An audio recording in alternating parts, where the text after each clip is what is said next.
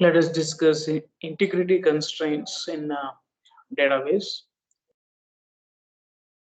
Integrity constraints. These are constraints. Constraints are the rules that are to be followed in a table or in a column.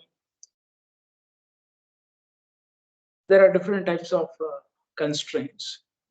We have domain constraint, entity integrity constraint, referential integrity constraint, and key constraints.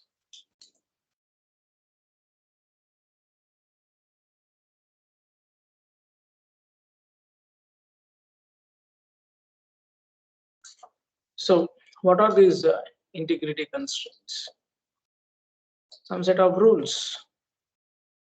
Of course, these are used to maintain the quality of knowledge. We have to follow certain rules. If you are not following those rules, then your database will not be in a quality. And these integrity constraints ensure that data insertion, updation, and any other operations to be performed so that data integrity may not be affected. And of course, it guards any accidental damage to the database. Okay, how all these things will happen? So let us look into that. So these are the different types of integrity constraints. Domain integrity constraint, domain constraint, entity integrity constraint, referential integrity constraint, and key constraint. Now the first one, domain constraints. Domain constraints defined as the definition of a valid set of values for an attribute. The point is valid set of values. So when you take a table, within the table there will be columns. Okay. Now within one column we store similar type of data. Or suppose there will be data type for that particular column. Okay. For suppose if the column is a phone number, then there is a set for that phone number. Means what? Those should be numbers. Those should be numbers. And for suppose those numbers should be of 10 digits. So any number of 10 digits is a valid set for phone number. If the user is giving apart from this, then it should not accept. The database should not accept the insertion of a data under the column phone number when the value which is being entered is not satisfying this set. Okay, so that is what here domain constraint. So it is a rule. Rule is it should be a number, it should be of 10 digits. That's it. Okay. So domain constraint is nothing but it is a constraint with a set of values. A value from that set only should be used in that attribute as a data. Okay. Sometimes that domain constraint will be depending upon the data type. Only string, only character, only integer, only time, only date, only currency, something like that. Okay. And of course, whatever value you are trying to enter, that must be available in the domain. Domain is nothing but it is a set. So domain is a set. So a value which is going to be entered into that particular column should be from that set. Example, age. Age should be a number, and that too, that number should be from 0 to, for suppose if there are people more than 100 years of age, so the age should be 0 to 150. That's it. It should be a number, and it should be from 0 to 150. So the domain of age is a number 0 to 150 or 1 to 150. But here they are giving a. it should not accept, it should not be allowed. Okay, so because A is not following the domain constraint of age. So along with the age, you can specify a constraint along with the column or attribute age. We can specify a constraint of type domain constraint, and over there you can specify a set based upon our data type. Based upon that only value should be entered. If the value is trying to enter without following the domain of that particular column, then it should not be allowed. It should not be allowed. Then the other one, entity integrity constraint. In this, what they're telling is primary key. We call it as PK, primary key. What is PK? It is a column. Or suppose this is a table. In this table, there will be, these are all columns. Column 1, column 2, column 3. These are all columns. Now, in those columns, for suppose when you take student roll numbers, not roll numbers, student names, for suppose A, B, B. Two students are having same name, and one student, first student got 10 marks, second student B got 20 marks, and another B also 20 marks. See, BM, the name of the student, marks of the student, both are same. Then how do you identify this is this student, that is that student? So that can be done by using roll number. So roll number 1, roll number 2, roll number 3. So these are the marks of roll number 2, and these are the marks of roll number 3. So we can identify an entity in the sense object. Okay, here 3 objects are there. 3 objects related information is there in this table. Okay, we can identify uniquely one object by using its PK. Now the PK in this example is roll number, primary key is roll number. Okay, now that primary key should not be null. That is what entity integrity constraint. When the primary key value is null, then how do you identify each record, each entity data uniquely from a relation or a table? Okay, so it is compulsory. So you cannot give null as primary key value. Okay, so why? Because primary key is used to identify each row, individual row in a relation or a table. Okay, for suppose if it is having a null value, then we cannot identify those rows uniquely. If the primary key is null, okay. So it, of course, a table can be with a null value, but not in the primary key. Null can be in a non-key attribute, non-key column. Non-key in the sense it is not a key column, it is a normal column. Or there you can specify null, but not in the primary key. Okay, so entity integrity constraint will look after that. If null is specified, then an error will come. If you are trying to insert a record in a table with a null value as primary key column value, then it will show an error saying that entity integrity constraint is violated. Entity integrity constraint is violated. So for suppose employee is one table, employee ID, employee name, employee salary are the attributes. Out of these, we know that one primary key should be employee ID, because that is the one which can be maintained uniquely, and in that place you cannot give null. Null means nothing. So this is not allowed because primary key cannot contain a null value. Okay, then referential integrity constraint.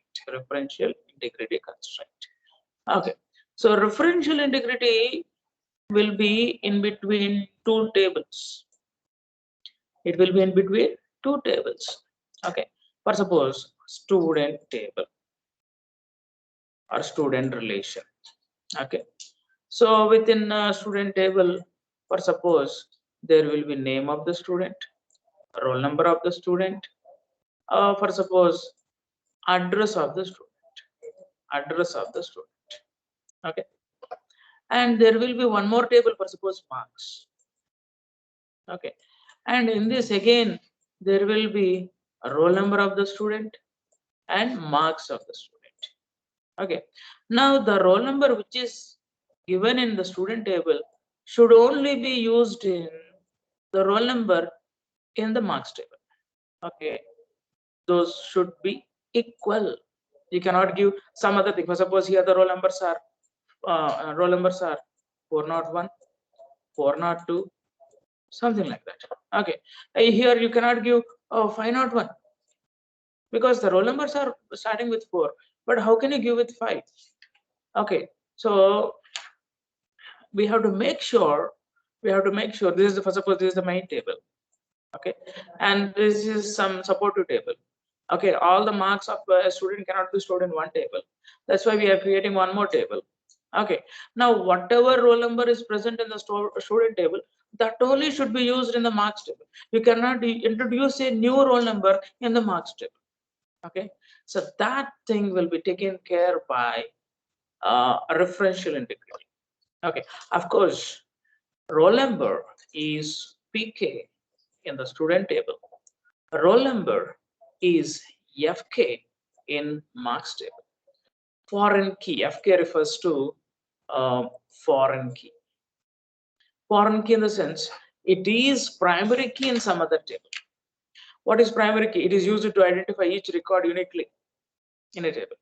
Okay, so a primary key of a table can be used as foreign key of another table in order to get the relationship between that those two tables. Okay, so referential integrity will make sure that foreign key follows or uses the same data present in other tables primary key. Okay, so the roll number is same in student and marks, but one place it is considered as primary key, in another table it is considered as foreign key.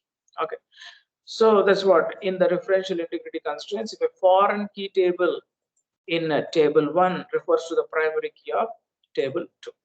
Okay, it will be applied with foreign key. Which one? Referential integrity constraint. How it will be related? In one table it is primary key, in another table it is foreign key. Okay, then every value of the foreign key, the value in the marks table, okay, must be null. Either you give null, otherwise the data which is available in the other table. Okay, so here in this theory, this is table 1 and this is table 2. Okay, fine. So let us look into one more example. For suppose we have employee table, and we have department table. Okay, and each employee belongs to one department. All the department details we are not writing here. We are giving only the number of the department. That's it. Okay, the remaining details will be in some other table. The point here is whatever numbers are in the department table, those numbers only you are supposed to use in employee. You cannot use any other thing. So here 11, 24 and 13. 11, 24 and 13. Fine, but this is not allowed because it fails to obey referential integrity constraint. Means what? This is the foreign key, door number in employee table, and primary key, door number in the department table. Okay, whatever value in the primary key table, okay, that should be maintained in the foreign key table also. But here 18 is not following that one, so that is not allowed by referential key referential integrity constraint. Okay, so here there will be an error when you try to enter 18 into employee table under department number. It will show an error saying that referential integrity constraint is violated.